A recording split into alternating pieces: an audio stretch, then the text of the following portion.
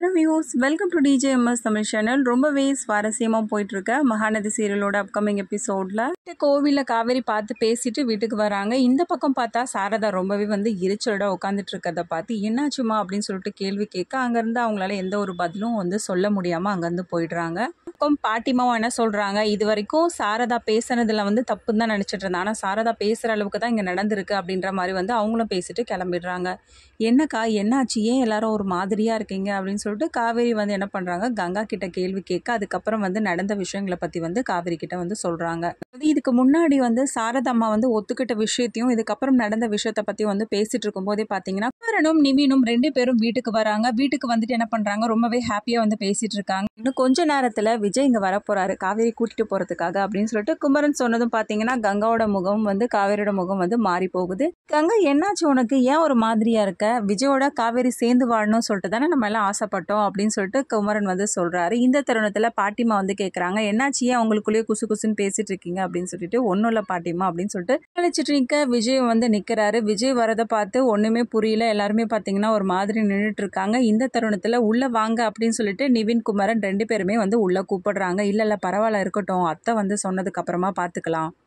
இல்லை அத்தை சொல்லாமல் நான் வரமாட்டேன் அப்படின்னு சொல்லிட்டு என்ன பண்ணுறாரு சொல்கிறாரு. இதுக்கப்புறமா இல்லை பரவாயில்ல விஜய் உள்ளே வாங்க அப்படின்னு சொல்லிட்டு நிவின் குமரன் 2 பேரும் கூப்பிட்டாலும் அதேமாரி விஜய் வராமல் மறுக்கிறாரு. அதுக்கப்புறம் சாரதாமா நிற்கிறாங்க.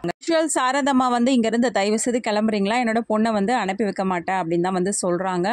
இதுதான் நடக்கும் அப்படின்றது எல்லாருக்குமே ஒரு தெரிஞ்ச கருத்தா இருந்தாலும் இந்த சமயத்துல ஏன் அத்தை இப்படிலாம் பேசுறீங்க, காவேரியோட வாழ்க்கை நல்லா இருக்க கூடாதா, எதுக்காக இப்படிலாம் பேசிட்டு இருக்கீங்க, விஜயோட காவேரியை அனுப்பி வைங்களேன் அப்படின்னு சொல்லிட்டு ஒரு பக்கம் குமரனும் சொல்றாரு. இன்னொரு பக்கம் நம்ம நிவினும் சொல்றாங்க, நம்ம சாரதாமா ஏற்கனவே நடந்த பிரச்சனையை மனசுல வச்சுக்கிட்டு தான் காவேரியை விஜய் கூட அனுப்பக்கூடாது அப்படின்ற முடிவோடவே இருக்காங்க அப்படின்னு நினைச்சிட்டு இருக்காங்க. ஆனா அதுதான் கிடையாதுல்ல. லேட்டஸ்டா ராதா பேசிட்டு போன அந்த ஒரு காரணத்துக்காக மட்டும்தான் இவங்க இப்படிலாம் நடந்துக்கிறாங்கன்றது வேற யாருக்கும் தெரியாது.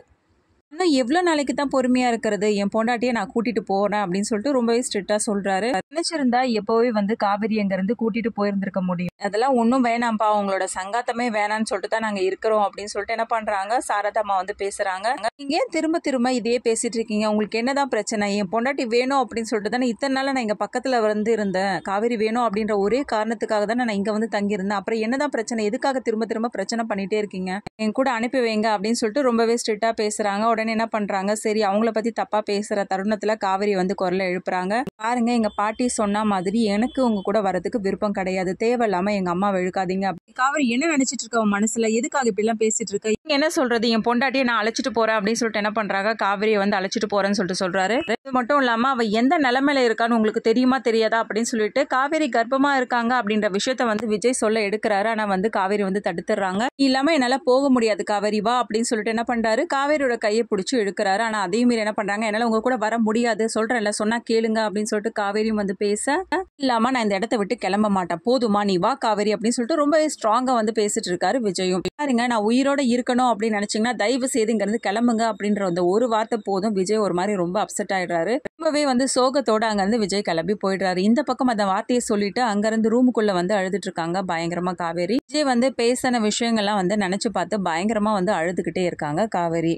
ஒரு பக்கம் வண்டியில போயிட்டு இருக்க விஜய்க்கு பாத்தீங்கன்னா பயங்கர கோபமா இருக்கு. எதுக்காக இவ இது மாதிரி பண்ணிட்டு இருக்கான்னு ஒண்ணுமே புரியலையே, நேத்து வரைக்கும் நம்ம கிட்ட நல்லா தானே பேசிட்டு இருந்தா, வரன் தானே நம்ம கிட்ட சொல்லிட்டு இருந்தா, அப்புறம் எதுக்காக இப்படி ஒரு முடிவு எடுத்தா, அவ எல்லாம் யாருக்காக, அவங்க அம்மாவுக்காக தான் எடுத்திருக்கா, அம்மா எது சொன்னா அவ கேட்டுக்கிறா, அப்ப நம்மளாம் அவ ஆளாவே நினைக்கல, மற்றவங்களாம் காயப்படுத்த தெரியுது, ஆனால் மற்றவங்களோட கஷ்டத்தை புரிஞ்சுக்கணும் தெரியவே தெரியல இவளுக்கு அப்படின்னு சொல்லிட்டு என்ன பண்ணுறாரு, காவேரியை நினச்சி புலம்பிக்கிட்டே போகிறாரு டிரைவ் பண்ணிக்கிட்டே விஜய். என்னடா இது இந்த மாதிரி நடந்து போச்சு அப்படின்னு சொல்லிட்டு ஒரே குழப்பத்தில் இருக்க நிவின் நம்ம காவேரியை பார்த்து பேச ஆரம்பிக்கிறாரு. என்ன ஆச்சு காவேரி, ஏன் இப்படிலாம் நடந்துக்கிட்ட, விஜய் உங்ககிட்ட பேசியிருக்காரு, நீ வர அப்படின்னு சொல்லிட்டு சம்மதிச்சதுக்கு அப்புறமா தான் உன்னை கூட்டிட்டு போவே அவர் இங்க வந்திருக்காரு, அப்புறம் எதுக்காக மனசு மாறினா, எதுக்காக இப்படி நடந்துக்கிட்ட, உனக்கு ஒரு விஷயம் தெரியுமா காவேரி, விஜய் தான் எங்க 2 பேருக்குமே ஃபோன் பண்ணி வர வச்சாரு, அங்க ஏதாவது பிரச்சனை நடக்க போது எனக்கு கொஞ்சம் சப்போர்ட்டிவா இருங்க ப்ரோ அப்படின்னு சொல்லிட்டு, அதனால தான் நாங்க 2 பேருமே வந்திருந்தோம் அப்படின்னு சொல்லிட்டு நிவின் சொல்றாரு. காவேரி, உங்க அம்மா இப்படி இருக்காங்க, உன்னோட வாழ்க்கையை சரி பண்ணும் அப்படின்ற எண்ணமே இல்லைல்ல, ஆனா உங்க அம்மாவோட கம்பேர் பண்ணும்போது எங்க அம்மா எவ்வளோ தேவலாம் அப்படின்னு சொல்லிட்டு நிவின்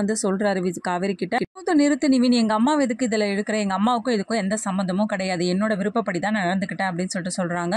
அதுதான் ஏன்னு கேட்குறேன். நேத்து வரைக்கும் விஜய் கிட்ட வரேன்னு தானே சொல்லியிருந்தேன். அப்புறம் எதுக்காக திடீர்னு இந்த மனமாற்றம்? அது மட்டும் இல்லாம விஜய் நீ கர்ப்பமா இருக்க அப்படின்ற விஷயத்த வந்து சொல்ல வந்தாரு. அத சொல்லியிருந்தாலே போதுமே. உங்க அம்மா வந்து விஜய் கூட அனுப்பி வச்சிருப்பாங்களே. அதே மீறி எதுக்கு அவரை வந்து சொல்ல விடாம தடுத்த காவேரி அப்படின்னு சொல்லிட்டு அந்த கேள்வியும் வந்து எழுப்புறாரு காவேரி கிட்ட. இதுக்கு இதை பத்தி எதையுமே என்கிட்ட கேட்காதீங்க நிவின். என்னால எதையும் வந்து இப்ப சொல்ல முடியாது அப்படின்னு சொல்லிட்டு காவேரி என்ன பண்றாங்க சொல்லிட்டு வந்து போயிடுறாங்க.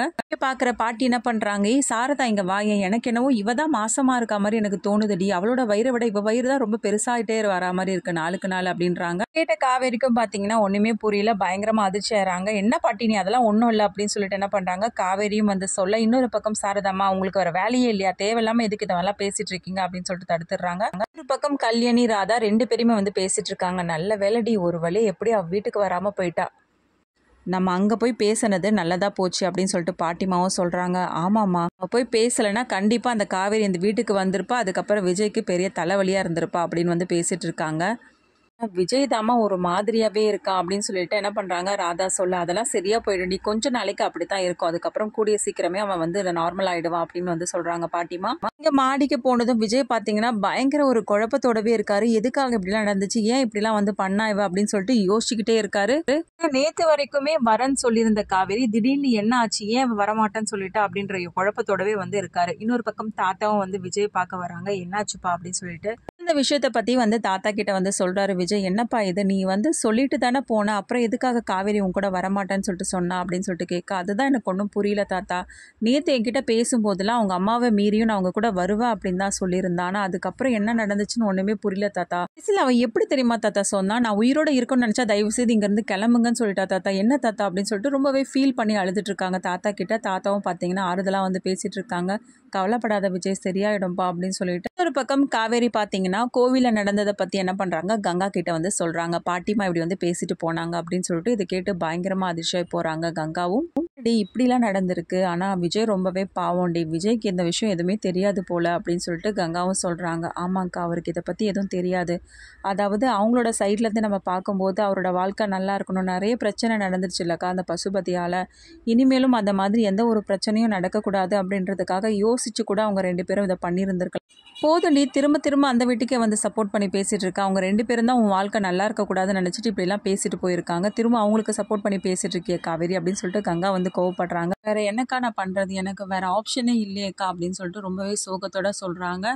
விஜய் தாண்டி ரொம்ப பாவம் அப்படின்னு சொல்லிட்டு விஜய் பத்தி சொன்னாலும் வேற வழியே இல்லக்கா எனக்கு, அவங்க நீ அங்க வந்தா என்னோட உயிரையே நீ பார்க்க முடியாது அப்படின்ற மாதிரி வந்து பேசும்போது என்னால திரும்ப எப்படி அந்த வீட்டுக்கு போக முடியும், இப்படியே விட்டுடுங்கக்கா அப்படின்னு சொல்லிட்டு காவேரியும் வந்து சொல்லிட்டு போறாங்க. அதுக்கப்புறமா வந்து ரொம்பவே யோசனையிலே இருக்காங்க கங்கா. அந்த தருணத்துல அங்கிருந்து வர குமரன் வந்து, என்னாச்சு கங்கா, ஏன் ஏதோ யோசிச்சுக்கிட்டே இருக்க அப்படின்னு சொல்லிட்டு அந்த விஷயத்த பத்தி வந்து பேசுறாங்க. ஏன் திடீர்னு இந்த மாதிரி ஒரு முடிவு எடுத்தா, அவ போறேன்னு தானே சொல்லியிருந்தா, அப்புறம் எதுக்காக இந்த மாதிரி பேசினா அப்படின்னு சொல்லிட்டு குமரன் வந்து அதை பத்தி டிஸ்கஸ் பண்ணிட்டு இருக்காங்க. இன்னொரு பக்கம் வந்து சாரதாமா பத்தியும் வந்து பேசுறாங்க. என்னதான் இருந்தாலும் அத்தை வந்து இந்த மாதிரி முடிவு எடுத்திருந்திருக்க கூடாது, விஜய் கூட அனுப்பி வச்சிருந்திருக்கலாம், விஜய் பாவம் தெரியுமா அப்படின்ற மாதிரி வந்து பேசிட்டு இருக்காங்க. பக்கம் விஜய் பாத்தீங்கன்னா எவ்வளவு கோவம் இருந்தாலும் இந்த மாதிரி பேசிட்டு போயிட்டாலே அப்படின்னு சொல்லிட்டு காவேரி கூட பேச முடியாம இருக்கிறதுனால திரும்ப திரும்ப என்ன பண்றாரு, காவேரிக்கு வந்து கால் பண்றாங்க. காவேரி வந்து போன் அட்டன் பண்ண மாட்டாங்க. குமரன் இப்படி வந்து பேசுறத அடுத்து கங்கா பாத்தீங்கன்னா எல்லா விஷயத்தையும் வந்து குமரன் கிட்ட வந்து சொல்றாங்க. அதாவது காவேரி கிட்ட பாட்டிமா பேசிட்டு போனதும், வீட்டுல வந்து அவங்க சித்தி வந்து பேசிட்டு போன விஷயங்களை பத்தி வந்து குமரனுக்கு வந்து தெரியப்படுத்துறாங்க. கேட்ட குமரனுக்கு பாத்தீங்கன்னா ஒண்ணுமே புரியல, பயங்கரமா அப்செட் ஆறாங்க. என்ன சொல்ற கங்கா, இதெல்லாம் உண்மையா அப்படின்னு சொல்லிட்டு கேக்குறாங்க ரொம்பவே ஆச்சரியமா. அங்க இவ்வளவு விஷயம் நடந்துச்சு, அது மட்டும் இல்ல அம்மா வந்து ரெண்டு பேரையும் சேர்த்து வைக்கணும் தான் நினைச்சிட்டு இருந்தாங்க அவங்க வரதுக்கு கொஞ்ச நேரத்துக்கு முன்னாடி கூட. ஆனா இது நடந்ததுக்கு அப்புறமா எப்படிங்க திரும்பவும் வந்து நம்ம காவேரியை வந்து அந்த வீட்டுக்கு அனுப்பி வைக்க முடியும், இந்த விஷயம் எதுவும் விஜய்க்கு தெரியாதுன்னு தான் நான் நினைக்கிறேன் அப்படின்னு சொல்லிட்டு கங்காவும் சொல்றாங்க. ஆமா கண்டிப்பா விஜய்க்கு தெரியாம தான் நடந்திருக்கு அப்படின்னு சொல்லிட்டு குமரனும் வந்து சொல்றாங்க. இதை பத்தி நீங்க யார்கிட்டயுமே வந்து பேசிக்காதீங்க அப்படின்னு சொல்லிட்டு கங்கா சொல்லி அமைச்சாலும் அதுக்கப்புறமா நிவினுக்கு வந்து இந்த விஷயம் வந்து தெரிய வருது.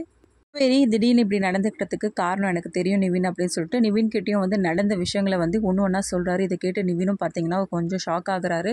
என்னன்னா இவ்வளோ விஷயம் நடந்திருக்கா, நமக்கு ஒண்ணுமே தெரியலையே அப்படின்னு சொல்லிட்டு நிவின் கேட்கிறாரு. ஆமா நிவின், இன்னைக்கு தான் வந்து கங்கா சொன்னா அப்படின்னு சொல்லிட்டு சொல்றாங்க. அதனாலதான் நான் காவேரி விஜய் கூட போக மறுத்திருக்கா, விஜய்க்கு வேணா இதை நம்ம தெரியப்படுத்தலாமானா அப்படின்னு சொல்லிட்டு நிவின் கேட்க, இல்ல வேண்டாம் நிவின், இந்த விஷயத்த பத்தி நம்ம விஜய் கிட்ட சொன்னோம்னா கண்டிப்பா வந்து எல்லாரையுமே வந்து பயங்கரமா சண்டை போடுறது மட்டும் இல்லாம அவங்க குடும்பத்துக்குள்ள பிரச்சனை ஏற்படும் அப்படின்னு சொல்லிட்டு காவேரி ரொம்பவே பயப்படுறா.